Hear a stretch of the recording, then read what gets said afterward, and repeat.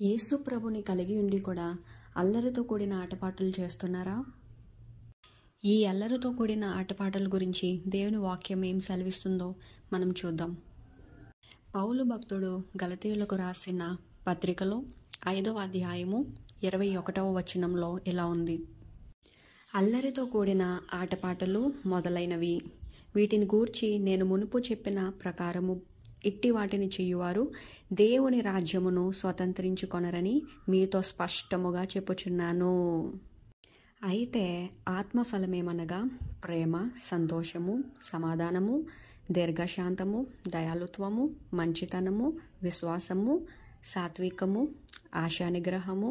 ఇట్టి వాటికి విరోధమైన నియమమేమియూ లేదు. క్రీస్తు యేసు సంబంధులు శరీరమును దాని ఇచ్చలతోనూ దురాశలతోనూ సిలువ వేసి ఉన్నారు.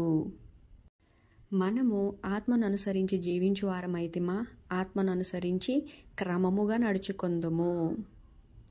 ఒకరినొకరము వివాదమునకు రేపుకొనకయు, ఒకరి యందొకరము అసూయ పడకయు, వృధాగా అతిశయపడకయు యుందము. దేవుని వాక్యం ఇంత స్పష్టంగా చెప్తుంది. అల్లరితో కూడిన ఆటపాటలు చేయువారు పరలోక రాజ్యమును స్వతంత్రించుకొనలేరు అని. దీని గురించి నేను ఒకటి చెప్పాలి. మేముంటున్న ప్లేస్లోనే మా చుట్టూ ఉన్న వాళ్ళు దేవుణ్ణి అంగీకరించారు. అయితే వాళ్ళు మ్యారేజెస్ చేసుకోవడం, తర్వాత వాళ్ళు mature functions and birthday functions చేసుకునేటప్పుడు వారి యొక్క ఫంక్షన్స్లో వారు ఫస్ట్ దేవుని సాంగ్స్ 2 పెట్టేవాళ్ళు, 1 or 2 అంతే. దాని తర్వాత మొత్తం సినిమా పాటలే. అవి చాలనట్టు డ్యాన్సులు, దాని తర్వాత గొడవలు. ఇవన్నీ అయిపోయిన తర్వాత పాస్టర్ గారిని తీసుకొచ్చి మరలా అదే స్టేజ్ మీద వాక్యం.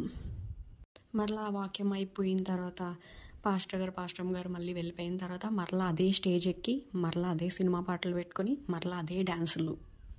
వినేవాళ్ళ చెవులు పగిలిపోవడం తప్ప అక్కడ ఇంకొకటి లేదు. అక్కడ దేవుని కార్యంగా చేస్తూ వారి యొక్క లోకాశలను తీర్చుకుంటున్నారు. ఇది దేవునికి ఇష్టమా?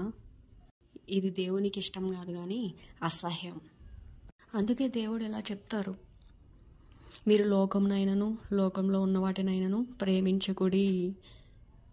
లోకంలో ఉన్నదంతయు కూడా నేత్రాశ, జీవపుడంబము, ఐహిక విచారాలు. లోకమును ప్రేమించు వానిలో దేవుని ప్రేమ ఉండదు అని. లోకమును ప్రేమించువాడు దేవునికి విరోధముగా ఉన్నాడు అని వాక్యం సెలవిస్తుంది.